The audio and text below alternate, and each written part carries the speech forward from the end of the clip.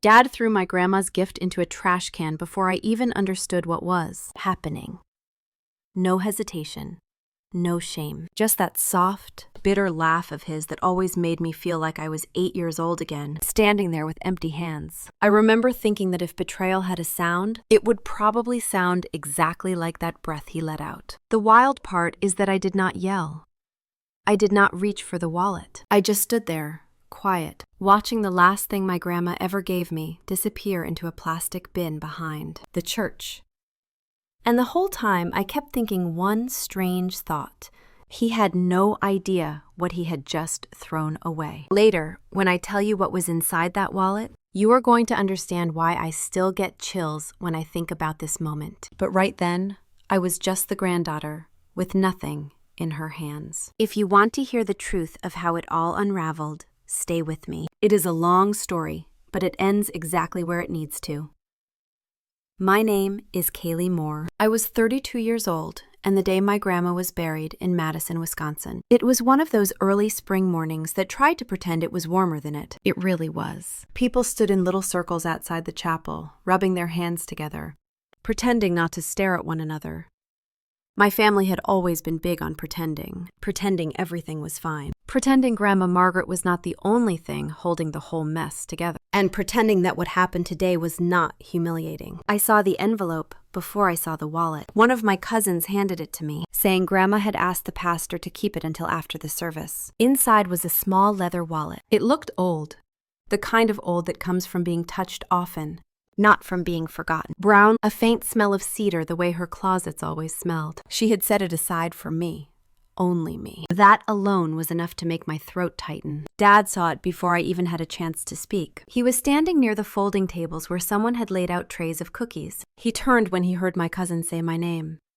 His eyes went straight to the wallet. Not to me, to the wallet. He walked over, quick, like a man checking a price tag before buying something he already intended to return. He held out his hand. I gave it to him. I do not know why. Habit, I guess. Years of doing what made him less irritated. He opened the wallet in front of the family. He slid his thumb through each pocket, each fold, checking for money or documents or anything he could justify controlling. Then he snapped it shut and gave that small, poisonous laugh. So this is it. This is all she thought was worth giving you. And then he said that awful line he would regret later. You think this junk is worth money? I felt the words hit harder than the cold air. People around us shifted, pretending to look at the ground. My mom gave me that helpless little smile she always used when she wanted peace at any cost. I stood still, jaw tight, heart strangely calm. My hands were not shaking. That surprised me. Dad stepped back, still holding the wallet between two fingers like it was something unpleasant he had accidentally picked up. Then he dropped it into the church's outdoor trash can. Not tossed, not placed, dropped. A downward flick of the wrist, like swatting a bug. I heard someone gasp. Or maybe I imagined it. Either way, no one said a word.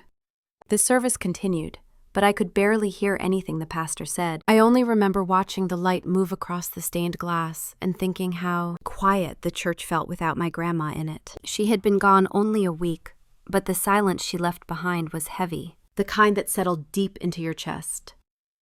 People spoke to me afterward. I nodded at all the right moments. I said thank you when they told me they were sorry. I hugged my mom even though she barely looked at me. Dad acted like nothing had happened. He talked about the drive home, about the weather, about the chores waiting for him on Sunday. Not one mention of what he did. It should have hurt more. But something inside me had gone very still, like my mind was stacking the pieces quietly, waiting for the pattern to show itself. When everyone began to leave, I walked outside to breathe. I stood near the parking lot, watching people backing out of their spaces, hugging, promising to call. That is when I saw the trash can again, the same one Dad had used as a stage to remind everyone exactly where I stood in. The family. I waited. I do not know what to do. Maybe for someone to tell me not to. Maybe for a sign. Maybe for courage. Though it did not feel like courage when I finally moved. It felt more like gravity. I walked over to the can and lifted the lid. The wallet was right on top, sitting beside a stack of napkins and someone's empty water bottle. For a moment, I just stared at it. It looked smaller than I remembered, softer, familiar in a way that made my throat ache. I reached in and picked it up. It was cold from the air. I brushed off a bit of dust, slipped it into my coat pocket, and closed the lid again. No dramatic pause, no tears. Just a simple decision that felt strangely important. As I walked toward my car, I had the oddest feeling. A quiet one. Almost like the first click in a lock that has not moved in years. I did not know the whole story yet. I did not know what Grandma had hidden or why she had chosen me. But I knew one thing with absolute certainty. Dad should never have touched that wallet. I did not say a word to anyone when I drove away from the church. The sun was lowering behind the trees, turning the snow on the ground a dull gold. I rested my hand on the pocket where the wallet sat and felt a slow, steady resolve settle in. Not anger. Not revenge yet. Something colder. Something clearer. Something that would make sense later. I pulled into my apartment complex a little after 5 in the evening. My keys jingled in my hand as I walked upstairs. Each step felt heavier, not from grief, but from an awareness I could not name. I unlocked my door, stepped inside, and let the warmth hit me. I set my coat on the chair near the entry and took the wallet out again. I placed it in the center of my kitchen table. Just sat there, staring at it. I could still hear Dad's laugh, the way he spit out the word junk like it was fact. But my grandma never gave anything without a reason. She had been a senior accounting manager in a company that sat on the S&P 100. She did not live messily. She did not plan poorly. If she left something behind, she meant for it to be found. I stood there a long while, trying to understand the weight of the moment. That little wallet, the one Dad dismissed in front of everyone, felt heavier now. Not physically, heavier in meaning. On purpose. I reached out, touched the edge of the soft leather, and let out a slow breath. There was a reason she saved this for me. A reason she did not give it to anyone else. A reason she trusted me with whatever was hidden inside. I just did not know yet what that reason was. But I was about to. That night, I made myself a cup of tea, sat at the table again, and pulled the wallet closer. The house was quiet in a way that made my thoughts sound louder. I knew the next step, even if I pretended I did not. I knew that opening it again would lead somewhere I could not turn back from. That feeling in my chest, the calm one, told me the truth. The story was already moving. The pieces were already falling into place. I just had to follow them. I sat there for a long moment after that, my fingers resting on the edge of the wallet. Like touching it might answer questions I had not even shaped into words yet. The apartment was quiet. In that way, only small spaces get quiet at night. When the fridge hums and then stops, and you suddenly hear your own breathing, as if it belongs to someone else. I kept staring at the wallet. It looked harmless, almost sweet. The way old things sometimes do. The leather was worn smooth on the corners, and there was a faint crease across the front, where Grandma must have opened and closed it 1,000 times. She had lived like that.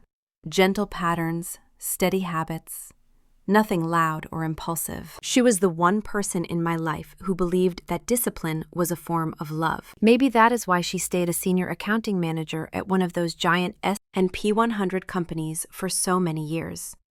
She liked order. She trusted the paper. She recorded everything, and she knew exactly what she was doing. I traced the crease with my thumb and tried to imagine the moment she chose this wallet for me. I had walked into her house 1,000 times. I never once saw this wallet sitting out. I never saw her use it. She had kept it somewhere private, intentional, waiting for a moment I did not know was coming. I sat back in my chair, feeling the full weight of that thought settle on me. The question that would not leave me kept circling. Why me? Why this? Why now? My mind flicked to my brother for a second. I had not thought of him much that day. He had been at the funeral, standing with Dad, both of them dressed like they were attending a real estate conference instead of burying the woman who raised half the family. He barely made eye contact with me. Not that I expected him to. My brother and I had drifted years ago. Sometime between the moment he bought his first house before he turned 30 and the moment he suddenly owned a small contracting business that no one quite understood. People in the family would whisper about how well he was doing. They would say he was good with money, smart, ambitious. But there had always been this hollow part of me that wondered why nothing quite added up. Salaries did not stretch that far. New trucks did not just appear. Renovations on a starter home did not come free. I had learned to let the questions sit quietly in my mind. There was never a good time to ask them out loud. I reached for my tea and took a long sip. The warmth helped a little. My hands had finally stopped feeling cold. I glanced again at the wallet. I told myself to breathe, to take this slowly, to think like the compliance analyst I am supposed to be. Ask the right questions. Follow the evidence. Do not jump to conclusions. I opened the wallet again. Carefully this time. I pressed my fingers against the inner lining. It felt soft, familiar. Then I pressed again, a little to the right, and something sharp nudged back. Not dangerously sharp, just firm, like a tiny corner of plastic trying to hide. That was the moment I knew there was something in there. Not a document, not a piece of jewelry, something smaller, more deliberate. I held the wallet up to the light and rolled it between my hands. There was a spot inside that did not bend quite the same as the rest, a stiffness in the wrong place. I pushed gently, and I felt it again. My stomach tightened. Grandma would never hide cash. That was not her style. She did not believe in stuffing bills under a mattress. She believed in Roth IRAs and balanced portfolios and quarterly statements. If she hid something, it was because she did not want anyone else to see it. I took a small pair of sewing scissors from the drawer. I hesitated. It felt wrong to cut into something she left me, but the hesitation lasted only a breath. Whatever she had hidden, she had meant for me to find. I slid the scissors into the seam and made one careful cut. The sound of the thread snapping felt louder than it should have been. The lining opened just enough for me to see the shine of plastic tucked inside. I reached in with 2 fingers and pulled out a tiny micro SD card. It sat in my palm, light as nothing, but it felt heavier than the wallet, heavier than the whole day. I stared at it, unsure what I expected to feel. Relief? Fear? Anger. Instead, I felt something else entirely. Recognition. My grandma had always documented the world around her. Every bill, every receipt, every investment, every withdrawal. She believed the truth lived in numbers, not in people. If she had hidden this card, it meant she had seen something she was afraid others might erase. A silence settled over me. Not the quiet of the apartment, a deeper quiet. The kind you feel before something shifts. I walked to my living room and sat on the floor with my back against the couch. I plugged the SD card into the small adapter I kept for work. My laptop hummed awake. I waited for the little window to appear on the screen, that simple folder icon that would tell me something was there. I tapped my foot without realizing it. A habit I picked up at work. It always showed up when my mind was racing and I needed something steady to match the rhythm. The folder appeared. Untitled. No date stamp, no label. I clicked it. Inside was a single video file. My breath caught. I clicked again. My grandma's face filled the screen. Older than the last time I saw her, softer around the eyes. She was sitting at her kitchen table, the same table where she taught me how to balance a checkbook when I was 10, the same table where she told me that every number has a story if you listen long enough. She looked tired but calm. She spoke slowly, the way she always did when she wanted to make sure I heard every word. I listened. Then I listened again. I watched her mouth form words she must have recorded years before she died. Words meant for me. Words she trusted only me to hear. I could feel my heart beating too fast. Not panic, not fear. Anticipation, like standing in a doorway that leads somewhere you cannot quite see yet. When the video ended, I closed the laptop and sat still for a long time. My apartment felt different, as if the air had shifted. I looked at the wallet again, sitting open on the table like it was waiting for me to understand. Questions kept coming. Why did she trust me? Why not Mom? Why not my brother? Why hide something this important? Why wait until after her death? I remembered something then, a moment from years back. My brother bragged at a holiday dinner about a business loan he had gotten. He could not remember the interest rate. He could not explain the collateral. Dad had waved him off, smiling, saying he handled it. At the time, I had laughed it off, but now the memory felt heavier. sharper, like a puzzle piece sliding into place. I got up and paced my living room. I kept seeing Grandma's face in that video, calm, determined. She had not recorded that message on a whim. She knew exactly what she was doing. She had prepared something, a plan, a trail, a truth she could not leave unprotected. And she chose me. I sat back down, pulled the wallet toward me again, and looked inside the empty lining. The cut I made was small, but it felt like I had sliced open something larger, something buried, something waiting. I reached for my tea, took another sip, and let the warmth calm me enough to think clearly. I needed to figure out why she would go through all of this. Why the secrecy? Why me? I thought back to the times she pulled me aside during family gatherings, asking gentle questions like, "How is work treating you?" Or, "Are you keeping your paperwork in order?" She always said it like it mattered more than the weather or the food or the gossip about distant cousins. She believed order saved people from themselves, and she must have known someone in our family was breaking that order. The air in the apartment felt heavier. I opened a window a little, letting in the cold night air. It helped. I picked up the wallet one more time, running my thumb along the seam. It was strange how an object could feel different after a single discovery, like it carried a pulse of its own now. I looked at the SD card, still sitting on the coffee table, the tiny piece of plastic that changed everything. I reached out and picked it up again, just to feel its weight. It almost felt warm, like it had something alive inside it. I knew I was being dramatic, but I could not shake that feeling. Grandma had worked her whole life in numbers and records. She knew how people hide things. She knew how paper trails work. She knew how to protect the truth when the wrong hands were reaching for it. And she must have known those hands belonged to someone in our family. I felt something tighten in my chest. A mix of dread and certainty. Whatever she had started, she expected me to finish. And I was beginning to understand that the wallet was only the first thread. I took a deep breath, looked at the screen one more time, and closed the laptop fully. The apartment settled into quiet again. I stood up, stretched my neck, and walked back to the kitchen table where the wallet sat open. The lining cut just enough to reveal what had been hidden. I rested both hands on the table and leaned forward slightly, feeling the weight of everything settle into something steady. I did not know the whole story yet, but I knew enough to understand one thing. Whatever Grandma had hidden, whatever she had seen, whatever she feared would be erased, it was now in my hands, and I could not walk away from it.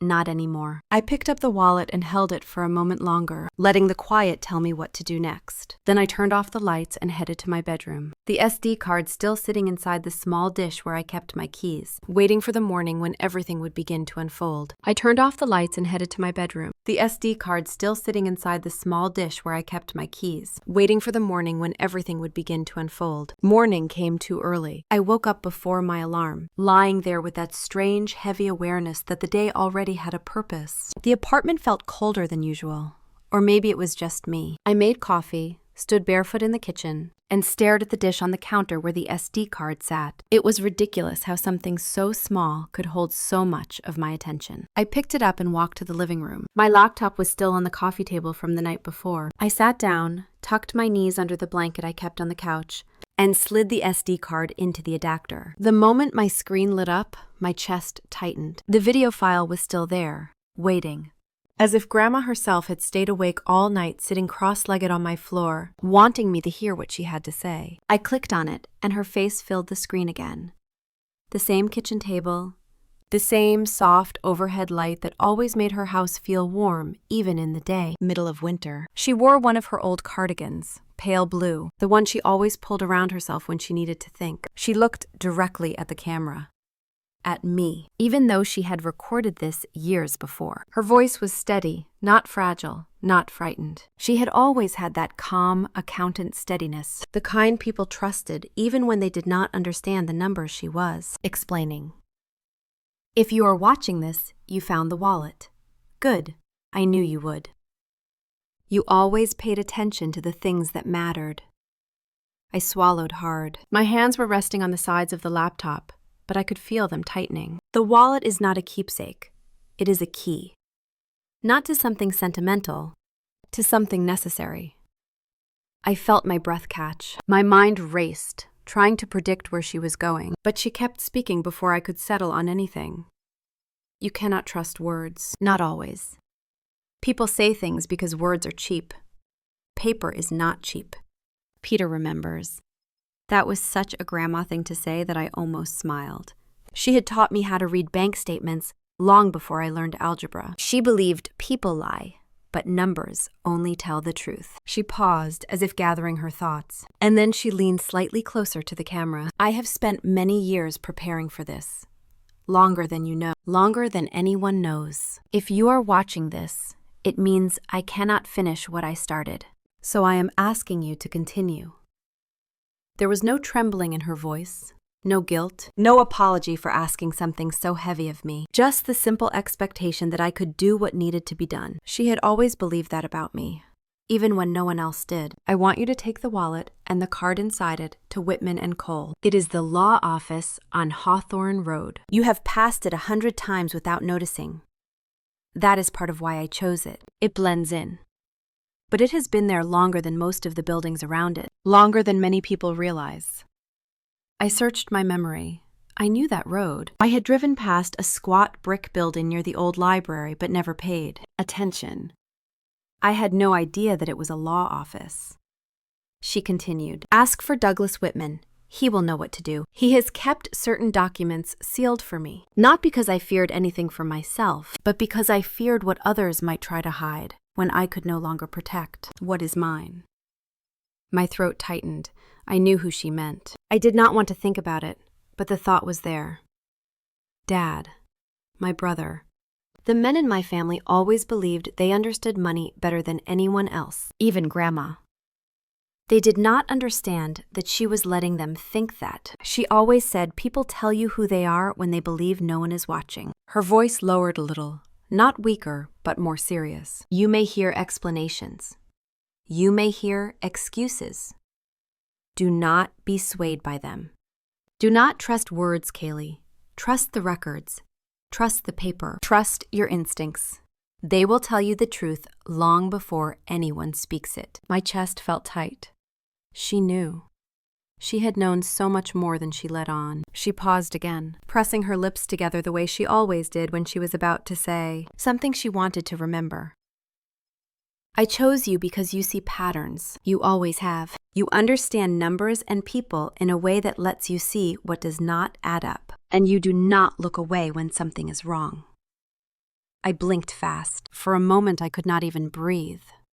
She kept going. This is not something you asked for. I know that. But you are the only one who will not destroy what must be protected. There is a reason this is coming to you and not to others in the family. I pressed a hand to my stomach. The room felt too warm and too cold at the same time. She meant Dad. She meant my brother. She meant the pattern of half-truths and quiet deals that I had spent years pretending I did not see. I watched her fold her hands in front of her, resting them just off screen. Take the wallet to the law office. Do not wait. Do not question yourself. If you are watching this, then it is time. The video faded after that. Not abruptly, just a slow dimming of light, as if she had knowingly closed a door behind her. I stared at the blank screen. My reflection looked pale and tired. I pushed the laptop away and leaned back. My heart was pounding, but not in the messy panic way, more like each beat had a purpose. I stood up and walked around my apartment. The movement helped me breathe again. I needed a minute. Maybe several. Grandma had recorded that video years ago, but she spoke as if she knew exactly when I would need to hear it, exactly what I would be facing, exactly who would stand in my way. I walked to the kitchen and poured myself more coffee, even though I barely tasted. The first cup. As I leaned against the counter, memories washed through me in quick flashes. Grandma sitting with me at her dining table, explaining why every decimal mattered. Grandma reminded me that most financial crimes do not look like crimes until you go. Hold the paperwork side by side. Grandma warned me once, quietly, that trusting a family blindly can cost more than trusting strangers. And my brother beaming the day he bought his house, saying a friend helped him with the loan, then dodging every specific question I asked. Pieces of my life clicked together like the teeth of a zipper, closing a gap I had pretended not to see. I set the mug down and walked back to the living room. The wallet was still on the table. The cut in the lining was barely visible. The SD card sat in its tiny dish beside my keys. The sunlight coming through the window made a faint, warm line across the table, right over the wallet, like the day itself was pointing at it. I sat back down. I ran my finger along the seam again. This thing held more than coins or receipts or old photos. It had held a secret, a trail, a signal from the past pointing me toward something I never asked to carry, but now could not ignore. I picked up the SD card, holding it between my thumb and forefinger. It was warm, maybe from the sunlight, or maybe from the way my pulse seemed to transfer into everything I touched. I whispered out loud, without even realizing it, "Why didn't she tell me sooner?"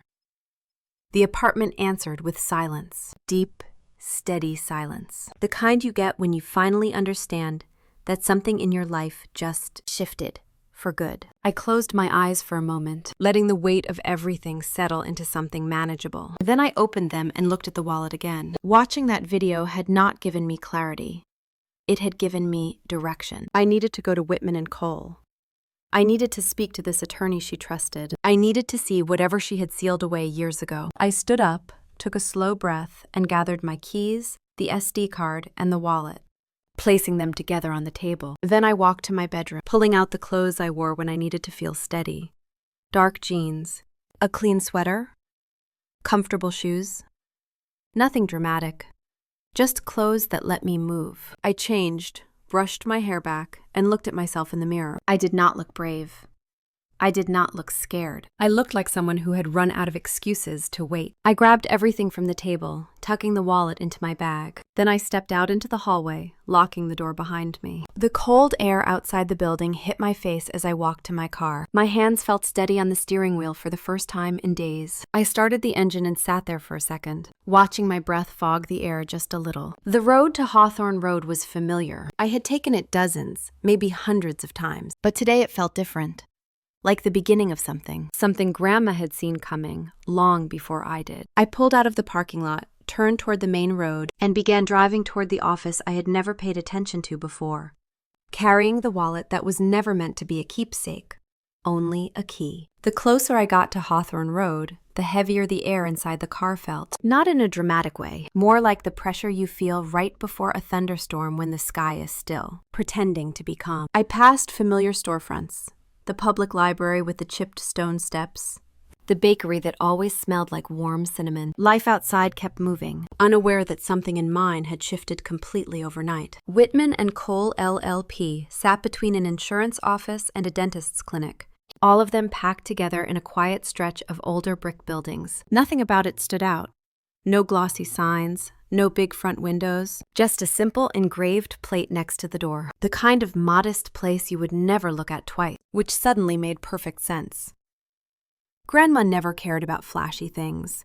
She trusted longevity, not decoration. I parked and sat for a moment with the engine off. My hands were steady on my bag, one thumb tracing the shape of the wallet inside. I took a breath and stepped out of the car. The cold air woke me up in a way coffee never could. I walked to the front door and pulled it open.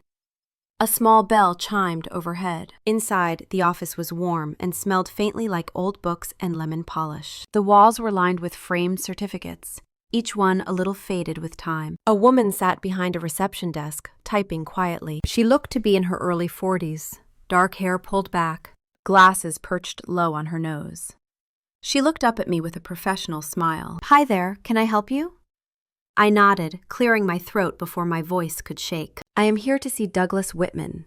I have something he needs to look at." She paused in that subtle way people do when something unexpected clicks into place. "What is your name?" "Kaylee Moore." She tapped something on the computer, then looked up again. Her expression shifted in a way I could not quite read. Not alarmed, but aware, like she recognized a pattern she had been waiting for. She stood. "One moment, please." She disappeared down a hallway. I stood there, my fingers brushing against the strap of my bag, trying to hear anything that might give me a hint of what was coming. I heard low voices, then footsteps. When she returned, she motioned for me to follow her. "Mr. Whitman can see you right now." I followed her down a hallway lined with framed photos, mostly of courtrooms and old newspaper clippings. We reached a door left slightly open. She knocked once and pushed it gently. Inside was a man in his late 60s, tall, gray hair combed neatly, glasses resting halfway down his nose. His office looked like a place time forgot. Dark wooden shelves, leather-bound books, a lamp with a warm yellow glow instead of overhead lights. He stood when he saw me. "You must be Kaylee." His voice was calm, even, a little too calm. "Please, come in." I stepped inside and took a seat in the chair he gestured toward. My bag sat in my lap like a living thing. He watched me for a moment, then folded his hands on the desk. "I understand you brought something important with you." I nodded and reached into my bag, pulling out the wallet. The moment I set it on the desk, something in the room shifted. Not visibly, not audibly, but I felt it. The paralegal who had led me here, the woman named Nora, stepped inside quietly, as if she had been waiting for this exact moment. Whitman adjusted his glasses slightly. "May I?" I pushed the wallet toward him. He picked it up gently, like it was something fragile. He turned it over, studying the leather, the stitching, the cut I had made. Then he glanced at me. "Did you find anything inside?" "The SD card. I brought it with me. May I see it?" I reached into my pocket and handed it to him. He took it between his fingers and exhaled slowly, the kind of breath a person releases when a truth finally reveals itself. He looked at Nora. "Close the door, please." She did, quietly. He inserted the SD card into a small reader attached to his computer. The screen lit up. He clicked the video file. Grandma's face appeared again, and something in his posture straightened. A recognition, a sadness, and something else. Respect. He watched the entire video without saying a word. His eyes did not leave the screen. When it ended, he closed the laptop carefully and sat back in his chair. His expression had changed completely. "Kaylee," he said, with a calmness that made my stomach twist, "I need you to stay exactly where you are."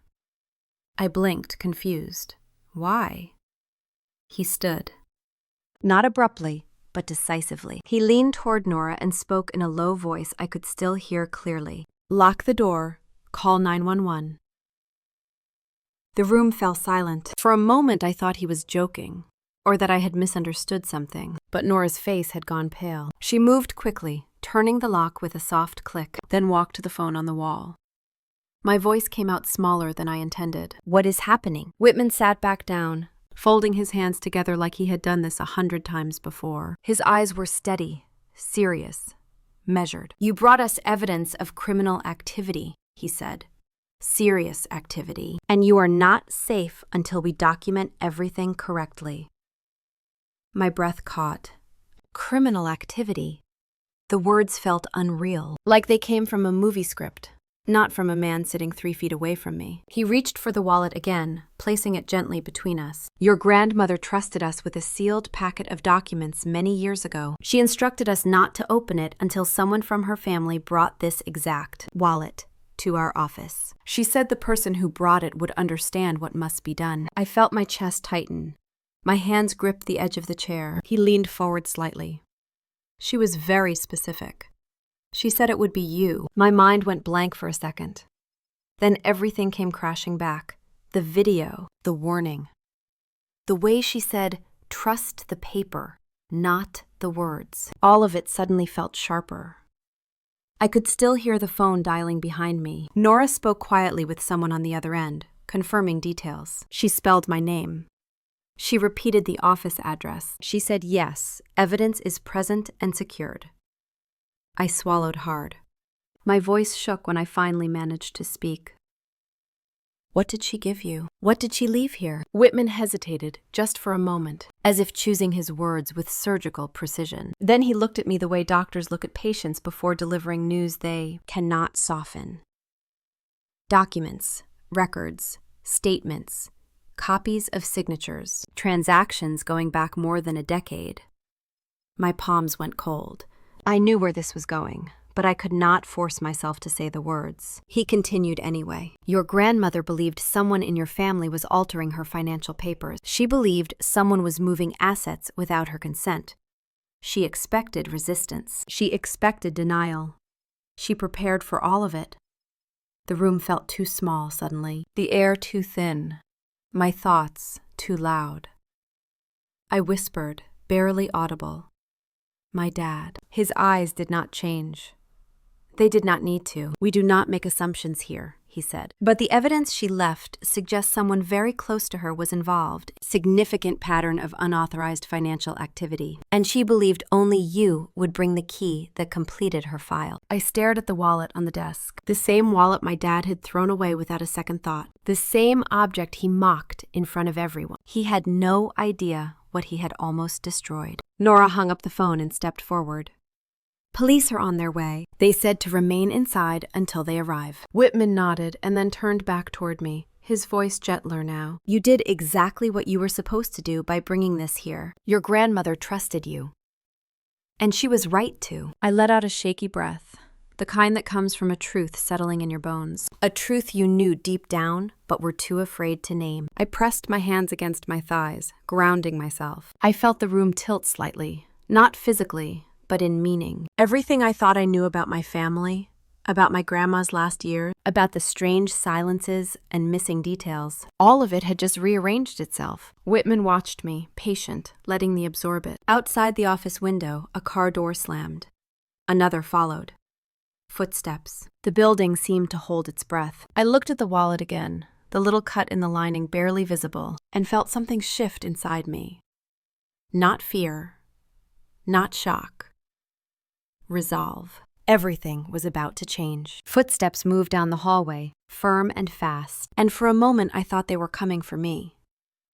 They were not. They stopped outside the office door while Whitman gathered a thick folder from a locked drawer. He set it on the desk the way a surgeon might set down an organ that needed to be handled with respect.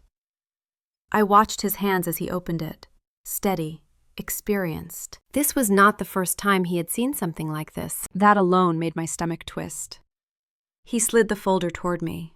I did not touch it. "Not yet." "Kaylee," he said quietly, "what your grandmother left behind is not a simple dispute or a misunderstanding. It is a documented pattern of financial manipulation that spans from 2012 to 2019. A total of roughly $2.4 million moved through accounts that should never have been touched."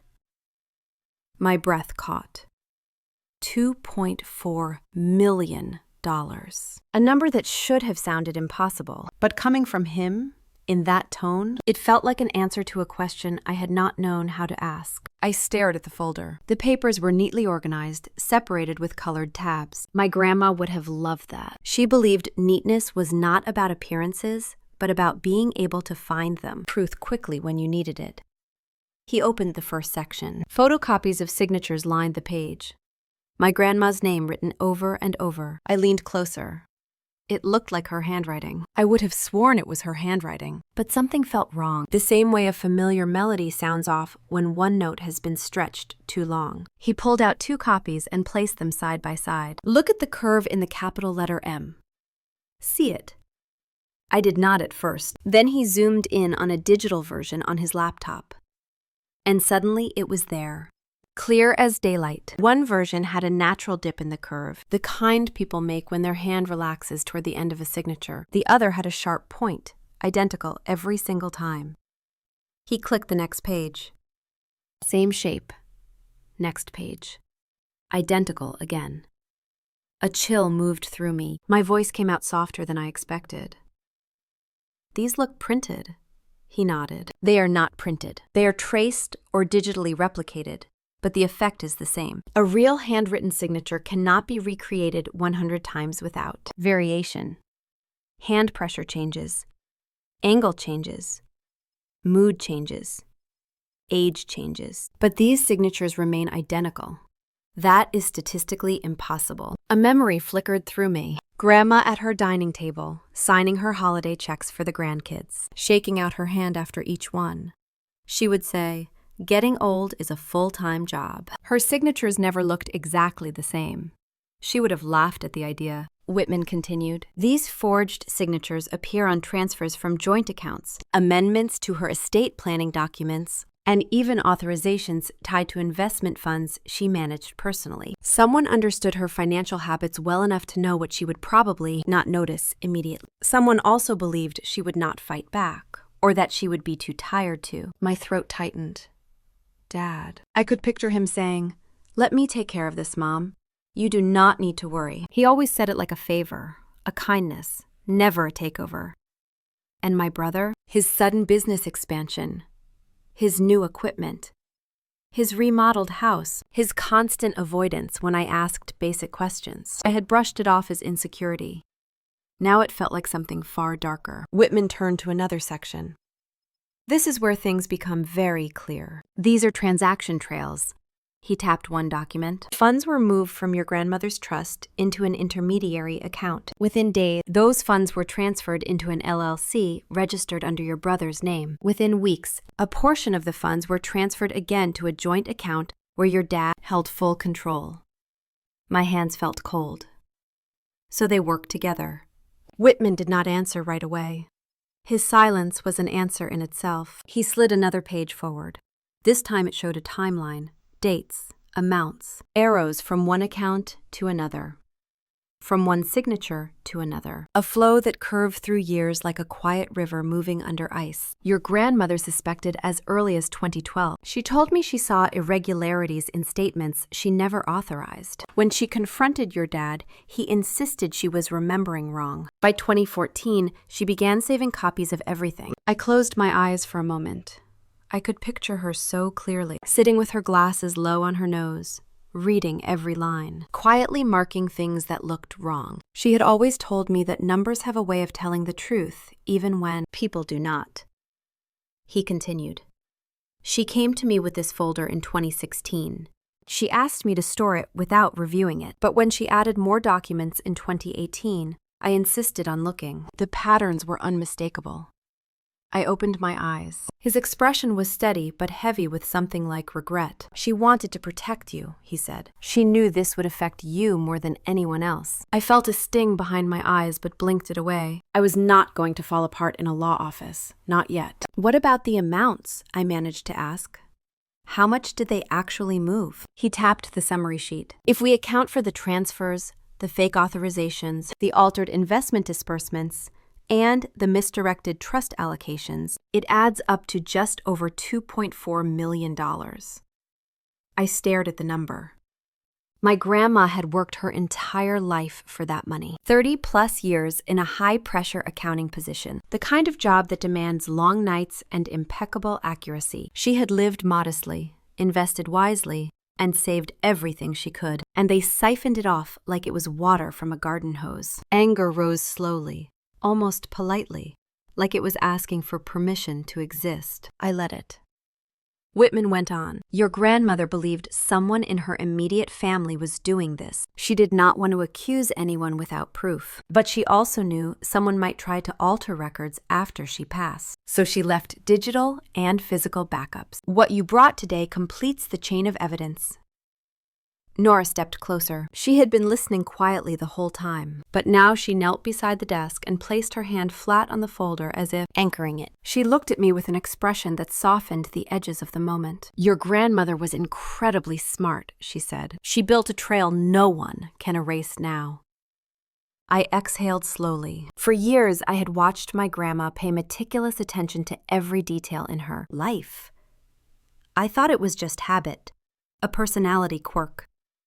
Now it felt like foresight, maybe even courage. Whitman straightened in his chair. With what we have here, law enforcement will initiate a formal inquiry. The accounts linked to these transactions will be frozen while the investigation proceeds. Any active access your dad or brother had will be suspended automatically. I felt a strange mixture of relief and something almost like grief. Not for them, for the parts of myself that had tried for years to justify their behavior. Those parts were dying now. And maybe that was a necessary loss. He folded his hands again. I want to prepare you. This will have consequences. Significant ones. Your father and brother may try to deny everything.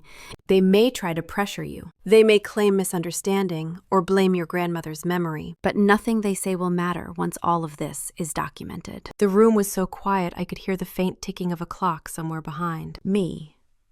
I realized then that I had not spoken in several minutes. I looked at the folder again, at the forged signatures, at the timeline, at the evidence of every quiet theft. I thought of the day my brother bought his first house. I thought of the new truck he drove to Thanksgiving dinner. I thought of how Dad told me I was being dramatic when I questioned why Grandma seemed suddenly confused about her own accounts.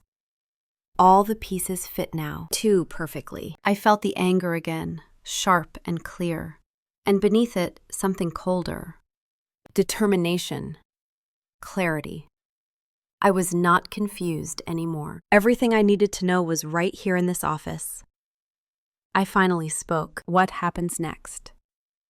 Whitman looked at me carefully. Next, the police will take statements. We will prepare official, notarized copies of every document. And then, Kaylee, the system begins to move. He closed the folder gently, as if sealing everything inside it. Outside the window, I saw 2 officers walking toward the entrance, their uniforms dark against the pale winter sunlight. The building seemed to hold its breath again. I pressed my palms flat against my knees, grounding myself.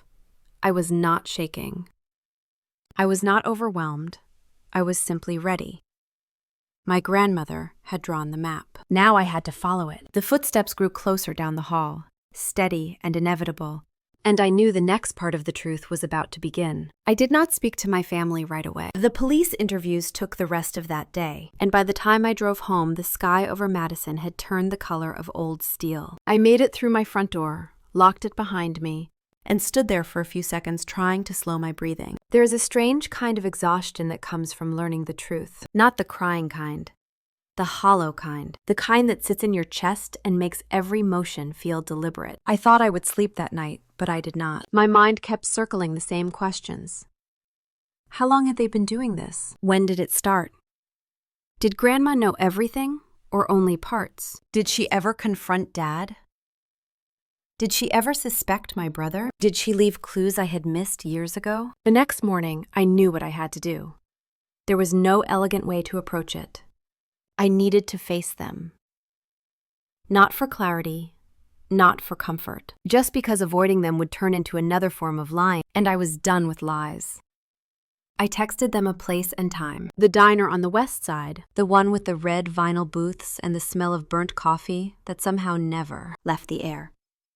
It was neutral ground, and it was public enough that no one could pretend nothing was happening. Dad arrived first. He walked in wearing the same navy jacket he had worn to the funeral, his hair combed too perfectly, his expression calm in that controlled way he always used when he knew something was slipping out of his hands. My brother came next, tapping his phone, not looking up until he had to. Mom slid into the booth beside Dad and gave me a gentle smile, the kind meant to straighten the tension in a room that has already started burning. I did not smile back. Dad cleared his throat. So, you wanted to talk. He said it like I had inconvenienced him, like this was about me being emotional instead of what he and my brother had done. I folded my hands on the table. The police have the documents now. Dad blinked. Once, twice. Funny how people reveal themselves in silence before they ever speak. What documents? His voice was too even, too rehearsed. The ones Grandma left, the ones with signatures that do not match. The transactions from 2012 to 2019, the ones tied to your accounts. There it was, the first crack in his composure, a tiny twitch near his mouth that he tried to hide by shifting in his seat. Your grandmother was confused. That is what he said. Not sorry, not surprised. Just that tired excuse people use when they want a frail woman to carry the blame for everything they stole. My brother shifted uneasily. He kept his arms crossed like he was trying to warm himself, even though the diner was plenty warm. Mom reached across the table, touching my forearm lightly. Sweetheart, we can talk about all of this as a family. There is no need to make it ugly. I looked at her hand on me. Her nails were painted pale pink, perfectly shaped. the same way they had always been. She had spent years smoothing rough edges in the family, and in the process had trained herself to ignore splinters that festered beneath the surface. "It is already ugly," I said quietly. Dad leaned forward. His voice dropped lower, like he was offering me something reasonable. "You are misunderstanding the situation. These things were handled a certain way because your grandmother wanted help. She trusted me. She let me take care of the paperwork." I shook my head. "She left evidence because she did not trust you, and the police have already confirmed what those signatures mean." Dad's eyes narrowed. That is when I saw fear. Real fear. The kind that creeps in when someone realizes the lies they built their life on are starting to collapse. He turned to my brother. Tell her we handled everything the right way." My brother did not look at me when he finally spoke. "I think there has been a misunderstanding," he mumbled. "Whatever Grandma wanted, we followed it." "You are making this bigger than it is." I stared at him. This man who always avoided real questions, who always had an excuse, who always conveniently forgot to explain how he ended up with money he should never have had. He could not look at me now. That told me more than anything he said. I pulled a printed copy of one of the forged signature pages from my bag. I slid it across the table. Dad flinched when he saw it. "These signatures are identical," I said. "Not similar. Identical. No one can sign their name the same way 100 times. A machine could, or a tracing, but not a human hand." Dad pushed the paper away as if it burned him. "That proves nothing. Anyone can fake a signature." That was almost funny. I raised an eyebrow. "Exactly." For a moment, no one spoke. The waitress walked by and filled our water glasses without noticing the quiet storm happening in our booth. I watched the water swirl, clear and calm, the opposite of everything inside me. Mom finally tried again. "We can fix this. We do not need outsiders involved. We can make decisions as a family." The diner had gotten louder, but somehow the noise around us made their words feel even sharper. I looked at my mom. She truly believed family was reason enough to excuse anything. She had spent her whole marriage absorbing the damage that mindset caused, and now she wanted me to absorb it too. I straightened my posture, not aggressively, just enough to anchor myself. "I am not fixing anything. I am cooperating with the attorney and the police. Grandma left this trail on purpose. She asked me to follow it. I am doing exactly what she wanted." Dad's jaw tightened. He leaned in closer, lowering his voice to a warning. "You do not know what you are getting into, Kaylee. This could ruin us." I felt something strange then.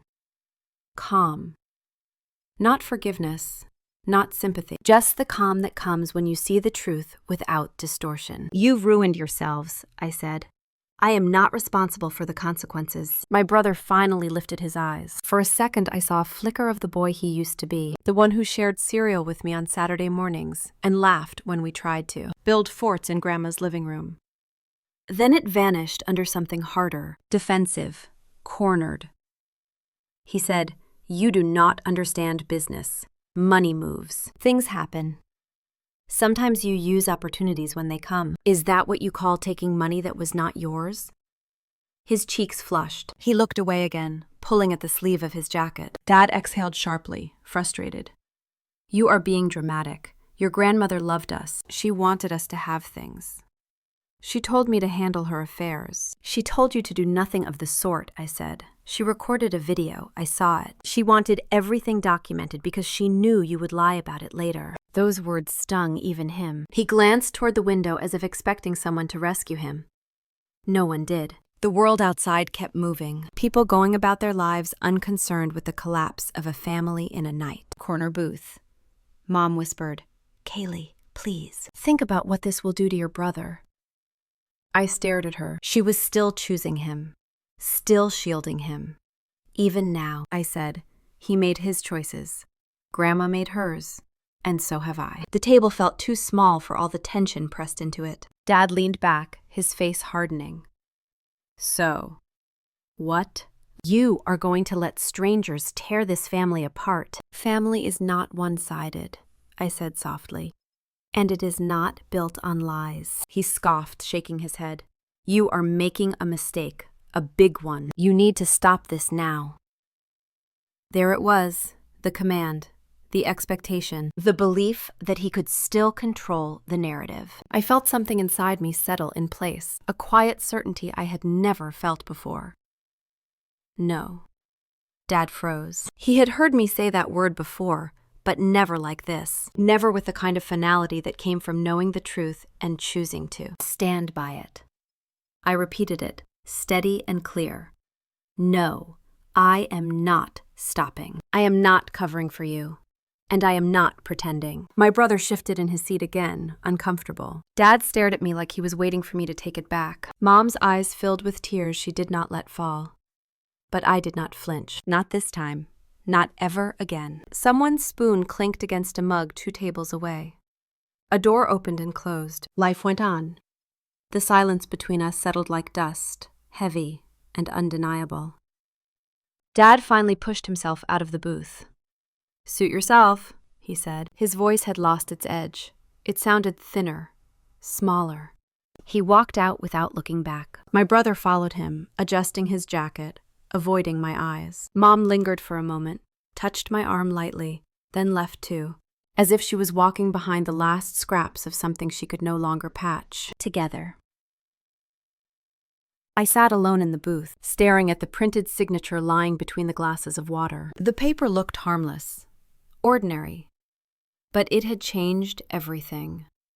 For the first time in my life, I chose myself over them. I laid my hand flat on the table and breathed in slowly, letting the cold air from the doorway drift across my skin. There was no going back now. I sat there until the waitress quietly cleared her throat beside the booth. She asked if I needed anything. I told her I was fine, even though fine did not feel like the right word. I paid the bill, stepped out into the cold, and let the wind hit my face. It steadied me. The truth had weight, but it also had shape. And once you see the shape of something, you cannot unsee it. By the time I reached my apartment, my phone had already lit up with 2 missed calls from my dad, 1 from my mom, and 1 from my brother. I set the phone face down on the counter without listening to any of them. Instead, I picked up the envelope Whitman had given me at the end of our meeting, stuffed neatly inside my bag. He had told me to rest, but also to prepare for the next step. The system needed me present, available, clear-headed. I took a long shower, changed into clean clothes, and made myself a cup of tea I barely tasted. When the morning sun rose the next day, I felt something I had not expected to feel: purpose. A sharp, quiet purpose that came from knowing exactly what needed to be done. Whitman had asked me to come back for a formal review of the documents and to go over the next procedural steps. I arrived 10 minutes early. The office looked the same, but I felt different walking inside. More grounded, less afraid. The receptionist nodded at me with a look that felt almost like recognition, not of who I was, but of what I was doing. Whitman opened his office door before I reached it. He motioned me in with the same calm certainty he always carried. His desk was already arranged with stacks of documents, a notepad, and a pen sitting neatly beside his elbow. "Good morning, Kaylee. We have quite a bit to go through today." I sat down and took a breath. "I am ready." He nodded once and began, his tone even, measured, the way people speak when they are used to explaining complicated things without making them sound frightening. "Let us start with the basics. Your grandmother's trust was designed to protect her assets, including her retirement accounts, property, and long-term investments. She set up an escrow provision a number of years ago to ensure that certain funds could only be accessed with her written approval. That approval must be documented, signed, reviewed." I nodded. "She told me once that paperwork was her safeguard." Exactly. What we have here is a breach of that safeguard. When someone is responsible for managing another person's financial affairs, that person has what is called a fiduciary duty. In simple terms, it means they must act in the best interest of the owner. They cannot benefit themselves. They cannot move funds without approval. They cannot alter documents. And they certainly cannot misrepresent signatures. I felt my jaw tighten. The air in the room felt heavy again, but not suffocating, more like truth settling into place. "What your father did," Whitman continued, "is a breach of fiduciary duty, and in the eyes of the law, that is a serious offense. He misused his authority. He bypassed controls. And he manipulated documentation your grandmother trusted. I felt a slow, steady anger rise in me. Not the fiery kind, the cold kind. The kind you carry when you finally see the pattern clearly. He turned to another stack of papers. Because these accounts are tied to the trust, law enforcement and the courts have the authority to temporarily restrict access. As of this morning, your father's management credentials were revoked. He cannot transfer funds, request withdrawals, or view the secure statements. I blinked once. Twice. For a moment, I just sat there, stunned at how fast everything was moving. All of it froze that quickly. Whitman nodded. When evidence is clear, systems move faster than most people realize. I thought about my dad's face in the diner, the way he insisted I was being dramatic, the way he demanded control. The control was gone now. Not because I took it, because he had broken the rules that granted it in the first place. Whitman continued. Now, let us talk about your brother. I know this part may be difficult. I sat straighter. I had prepared myself for this. His business loans were structured with irregular collateral. That alone raises concerns. But what we found in your grandmother's files indicates that some of his early capital came directly from the unauthorized transfers she recorded. So he knew. I said it quietly, not as a question, just naming what had been waiting in the background. We cannot prove intent yet, Whitman said. But we can prove receipt. And in financial matters, improper receipt is enough to initiate an investigation. I looked down at my hands. My brother had always found a way to pretend he was just lucky, just resourceful, just good with timing. Now the truth was written in ink and signatures and bank trails. What happens to him now? I asked. His business accounts were flagged early this morning. His operating privileges will be suspended until he can provide legitimate accounting. Without verified capital sources, he cannot legally run the company. I let out a breath I had not realized I was holding, not because I wanted him to suffer, but because the truth was finally landing where it belonged. Whitman opened another folder. These are the documents you will need to sign. Most simply confirm that you have submitted the evidence willingly and that you understand your role as the primary witness. Nothing is complicated. Nothing binds you to anything beyond honesty. I picked up the pen. It felt surprisingly light. Signing my name one page at a time felt like stitching something closed. Something I did not break, but had been asked to repair. Whitman paused as I reached the last page. One more thing. The police will contact you directly. They may want to take additional statements. They may ask for digital access to the SD card, and they may call you to verify portions of your grandmother's timeline. Do not be concerned. This is standard. I nodded. My voice came out steady. I will cooperate. His expression softened a little. I know this is difficult, but your grandmother gave you everything you needed to stand firm. She trusted you more than anyone else. It hit me then, not the weight of the responsibility, the honor of it. Grandma had spent years preparing a map only I could follow. I had always thought I was the quiet one in the family, the one who kept to herself. The one who worked hard and minded her own business. Maybe she saw something stronger, something steadier, something I never knew I had. Whitman gathered the signed papers into a neat stack. I will file these with the investigators this afternoon. The process has begun. I asked the question I already knew the answer to. Can they undo any of this? No. Once an investigation begins at this level, it runs its course. They can attempt to defend themselves, but the evidence is substantial, and the frozen accounts cannot be reinstated without a formal order. Everything is in motion now. For the first time since this began, I felt something close to relief. The system was moving. Not for them, for her, for me. Whitman closed the folder gently. You have done exactly what she hoped you would do. I felt my throat tighten, a warmth spreading behind my eyes. I pressed my fingers to the edge of the desk to steady myself. Thank you, I said. He shook his head slightly. Thank her. She left us a roadmap. You simply followed it. I stood, gathering my bag. The wallet was still inside, its weight familiar now. Not a burden. A responsibility. Nora stepped into the doorway, her expression soft. They will take care of the rest, she said. You have done what you needed to do. I nodded, unable to speak for a moment. Then I walked down the hallway, past the framed certificates and the quiet lamp glow, and stepped back into the cold. As the door closed behind me, I felt something settle inside my chest. Not victory, not closure, direction. This was only the beginning. It stayed with me the entire drive home, sitting somewhere behind my ribs like a quiet anchor. I did not turn on the radio. I did not answer my phone. I just drove through the cold Madison air, watching the bare trees tilt in the wind as if the world already knew what I had set in motion. When I walked into my apartment, the silence felt different. Not heavy, not lonely. Just clear. I set my bag on the table and stood there for a long moment, breathing in the stillness.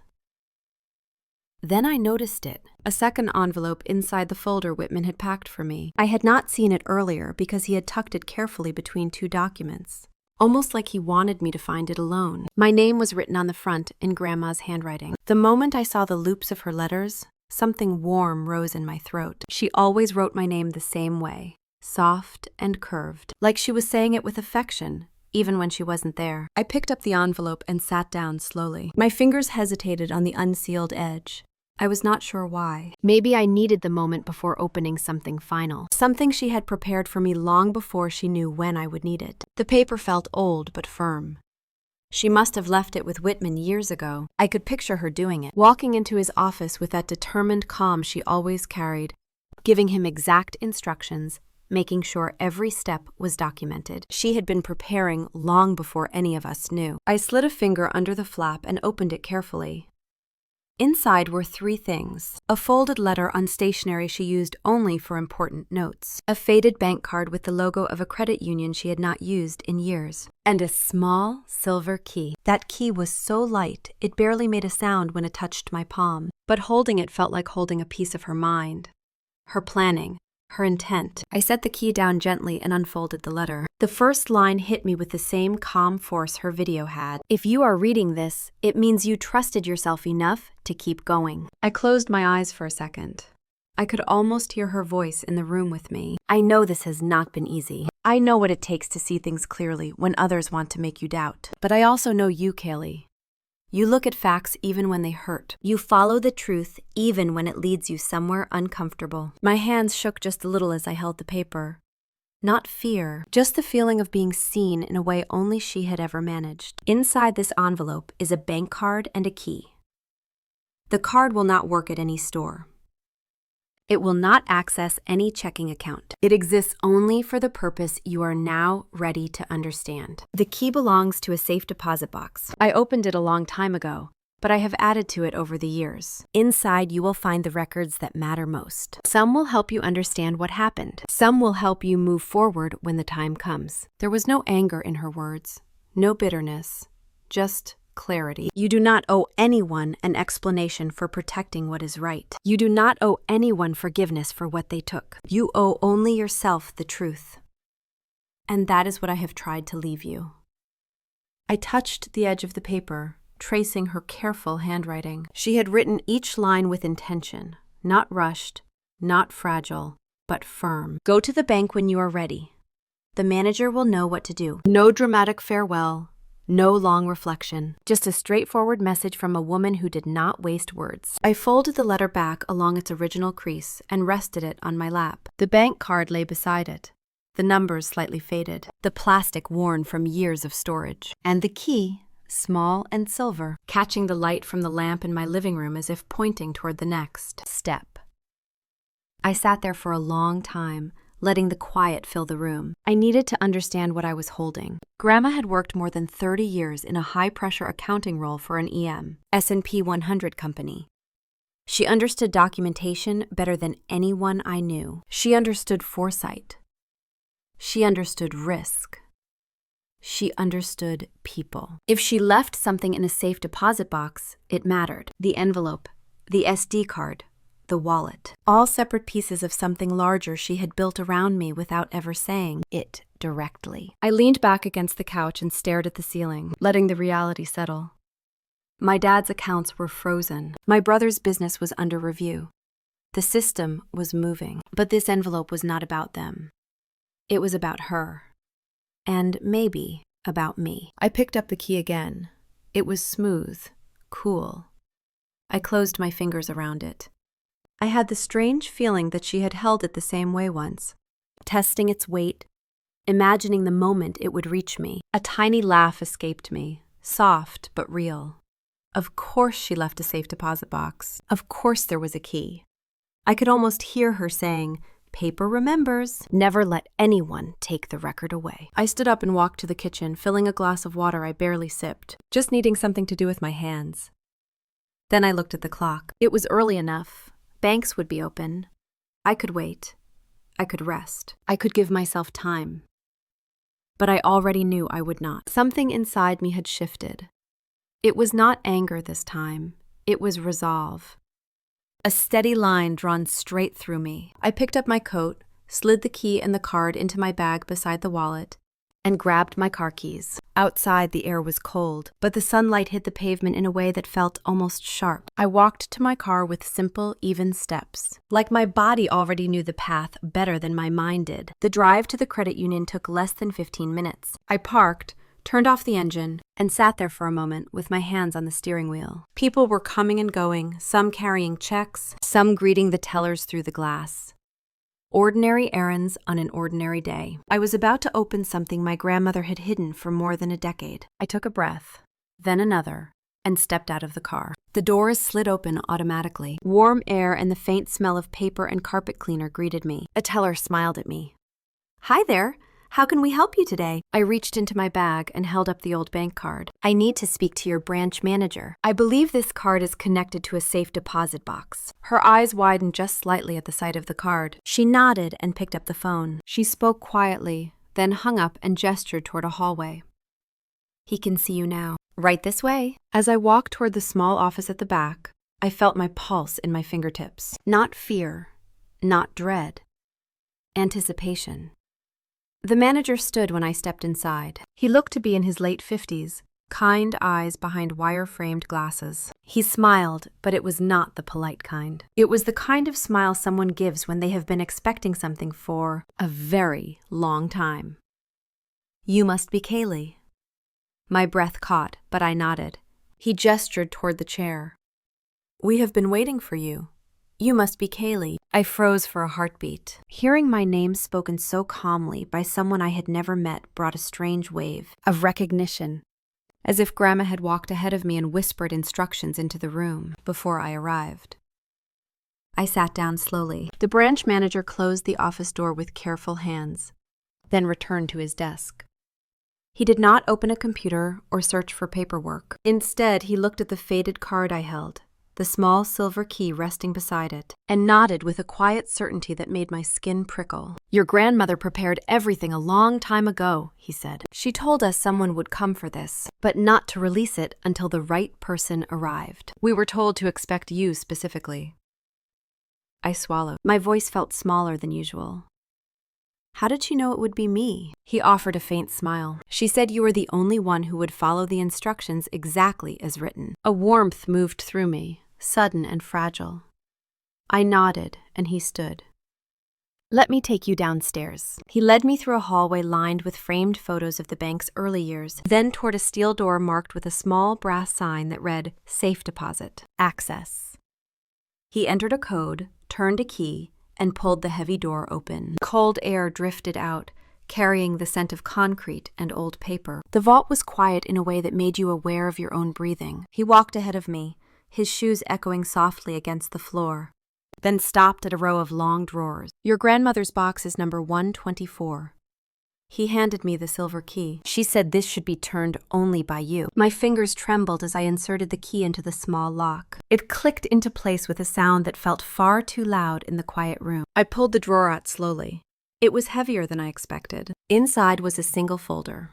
No jewelry, no envelopes of cash, no dramatic treasures. Just one folder, thick and tightly held together with a rubber band. My pulse jumped.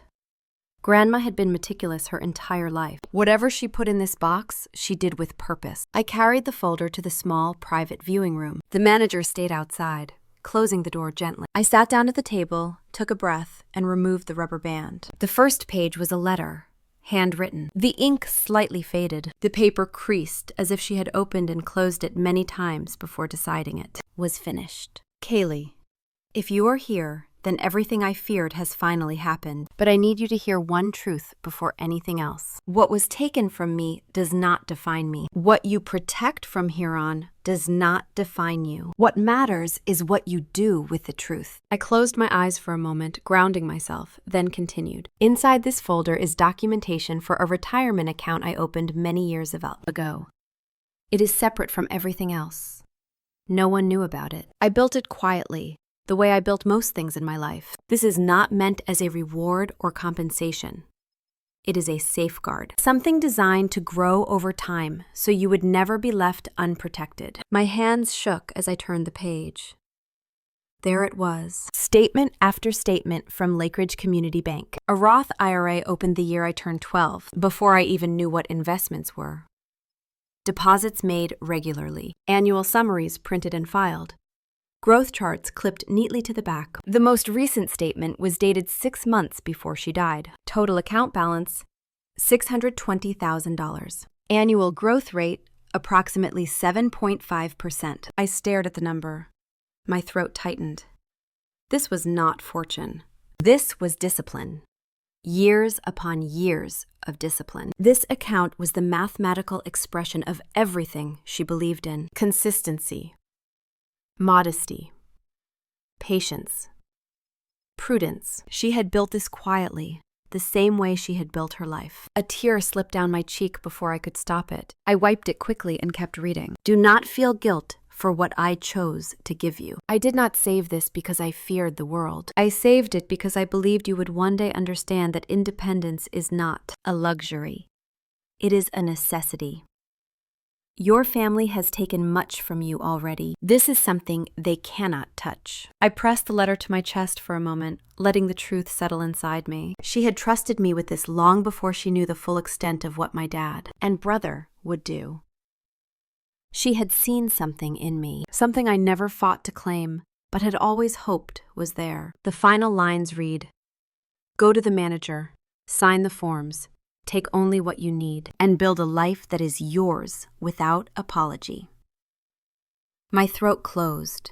I folded the letter, careful to preserve its creases, and placed it back inside the folder. Then I wiped my face with the back of my hand and stood. When I opened the door, the manager straightened as if he had been waiting the entire time. "Would you like to move forward?" he asked gently.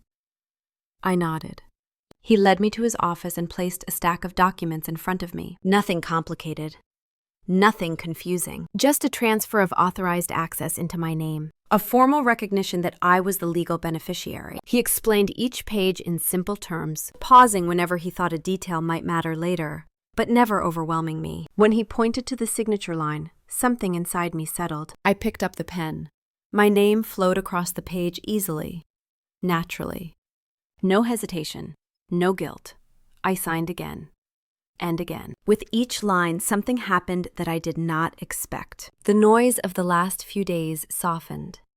The anger quieted. The betrayal got smaller in my chest. This moment was not about my dad or my brother. It was about Grandma and what she believed I could handle. After the last page, the manager slid the folder back toward me. "You now have full legal access," he said. "When you are ready, we can discuss how to proceed with distributions or continued investment. Your grandmother built this with great care." I nodded, unable to speak for a moment.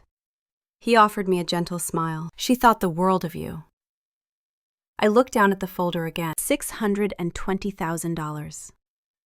Grown slowly over decades, protected by a woman who had endured more than she ever let show, left for me not because she believed I needed rescuing, but because she believed I could take the truth and survive it. I closed the folder carefully and placed it back in my bag. Then I shook the manager's hand, walked out past the rows of tellers and waiting customers, and stepped into the cold light of afternoon. The wind brushed against my face, crisp and steady. I held my bag closer to me as I crossed the parking lot, each step feeling deliberate, grounded. The world had not changed. Cars still moved. People still checked their phones. A child laughed near the entrance. But something inside me had shifted in a way that could never be undone. I reached my car, opened the door, and sat for a moment with my hands resting on the steering wheel. The folder lay in my bag beside me, the key now resting silently in the pocket where I kept important things. I did not cry. I did not speak. I just breathed, letting the weight of what she had given me settle like warm light in my chest. Grandma had always known where the truth belonged. Now it was my turn to decide where it would go next. I sat there in the car with the folder beside me, breathing in the cold air that drifted through the cracked window. It felt like the world had tilted just a few degrees, not enough for anyone else to notice, but enough for me to feel it in my bones. I rested my forehead on the steering wheel for a moment, letting the engine tick quietly as it cooled. Nothing dramatic happened, no burst of clarity, no sweeping emotion, just a quiet understanding settling in, layer by layer. When I finally sat up straight again, my phone buzzed. I let it go to voicemail. I already knew who it was. And why. 2 days later, the consequences began to surface. Not in big explosive moments, but in small, sharp facts delivered through formal channels. I was sitting at my kitchen table when Whitman called. His voice was calm, the way it always was. But something in the background told me this call mattered. "Your father's accounts are under full review," he said. "Access is suspended. He will be contacted for formal questioning within the next 48 hours. I nodded even though he could not see me. "Thank you for letting me know." There was a pause, then he added, "He may reach out to you. I recommend you keep communication minimal and documented."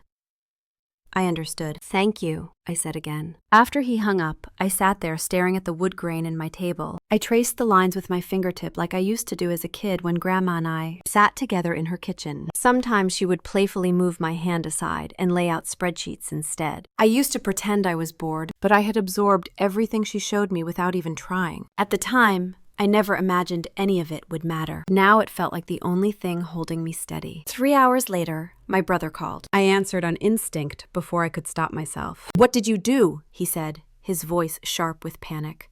"They froze my accounts." "My contractors got notices. I cannot access anything." I closed my eyes. He sounded younger than I remembered, like the scared version of him I used to protect from bullies when we were growing up.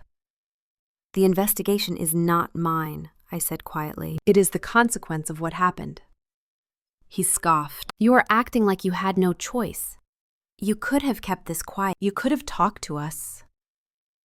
I let a long breath out through my nose. "You had years to talk to me. You did not." A heavy silence followed. Then he said, "You do not understand what Dad asked me to do." I opened my eyes. "Maybe you are right, but I understand what Grandma asked me to do." He inhaled sharply at that. He muttered something I could not make out, then hung up without saying goodbye. I held the phone for a few seconds before setting it down.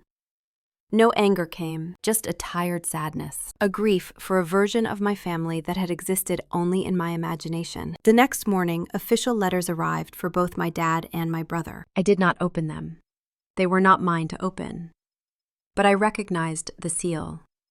Legal notice, required response, mandatory cooperation. Mom called that afternoon. Her voice was strained in a way I had never heard before. "Kaylee, can we please meet? Just talk. Your father is a wreck. Your brother is overwhelmed. This is tearing us apart." I leaned against the counter, feeling the cold edge press into my spine. Mom's heart had always been in the right place, but her compass was tilted. She grew up believing family meant absorbing anything, even harm. "I cannot fix what they chose to do," I said gently, and this was already broken long before I said a word. She inhaled shakily. "I do not want to lose you." "You are not losing me," I said. "You are losing the illusion that everything was fine." She cried softly on the other end. I let her. I stayed on the line until she collected herself. Then we said goodbye. When I hung up, the apartment felt still again. Not empty, just honest. Over the next week, more updates came in. My father's breach of fiduciary duty shifted from inquiry to formal investigation. My brother's business accounts were suspended pending full audit. Loans he claimed were legitimate were now under scrutiny. A few distant relatives texted me vague questions, pretending concern when what they really wanted was gossip. I answered none of them. The strange thing was that through all of it, I felt no victory. No satisfaction, no revenge-soaked triumph, just clarity, and a kind of quiet respect for the system my grandmother had trusted enough to prepare for. One evening, I sat with the folder from the safe deposit box spread across my coffee table. Grandma's handwriting, her statements, her careful notes. I ran my fingers along the edge of the paper. She had done all of this while she was still healthy enough to think it through. She had predicted the storm long before it arrived, prepared for it, not because she was afraid, but because she loved strategically. A thought came to me then, simple and sharp. Preparation is love. Not the soft romantic kind, the practical kind. The kind women of her generation lived by. The kind that keeps families afloat when everything else collapses. I leaned back into the couch, letting the weight of the day soften. My laptop sat open on the table beside the letters. I clicked through the digital copies Whitman had sent me. None of it surprised me anymore. Not the forged signatures, not the transfers, not the time-stamped trails. My dad had always been good at convincing people he knew what he was doing. But numbers do not lie for long. One morning, I walked into the kitchen and found myself reaching for a notebook. I wrote down 5 things Grandma had taught me, not through speeches, but through action. Document everything. Trust patterns, not promises. Quiet is often stronger than confrontation. Prepare long before you need to. Protect the truth, even if no one believes you yet. When I finished writing, I closed the notebook. A calm settled over me. Not peace, exactly. Just a sense of standing on steady ground. A week after receiving the Roth IRA document, the bank called to confirm my full beneficiary access had been completed. It was strange hearing the words out loud. $620,000. It did not feel like money. It felt like a message, not a reward, not compensation, not inheritance. A safeguard. A way of saying, I saw what was happening and I could not stop it, but here is what I can give you. I placed the phone down gently. For the first time since this started, I let myself breathe deeply. I still felt grief and disappointment, and a quiet ache for what I used to think my family was. But beneath it all was something sturdier. A foundation. Grandma had not left vengeance.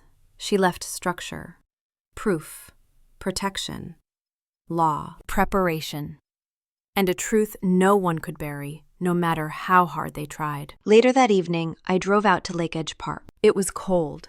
The kind of cold that made your breath visible. I sat on a bench near the frozen water, holding her letter in my coat pocket. People walked past with dogs.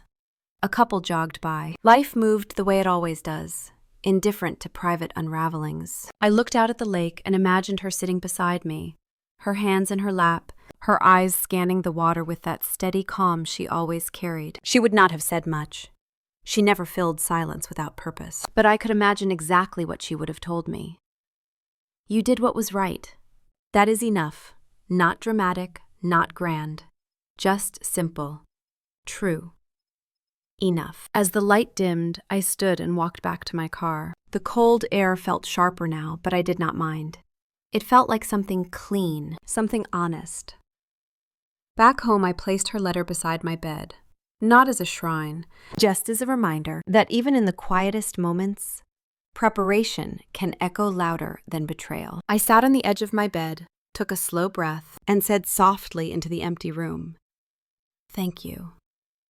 Not for the money, not for the records, but for believing I would choose truth over comfort, for trusting me to carry something she could no longer protect, for giving me a path forward." And as I sat there, a warm steadiness settled in my chest, the kind that stays even after the storm has passed. If you have ever been told you were too much or not enough for your own family, remember this: silence can be power, and truth can be the loudest revenge. Tell me in the comments what integrity means to you and where you are listening from.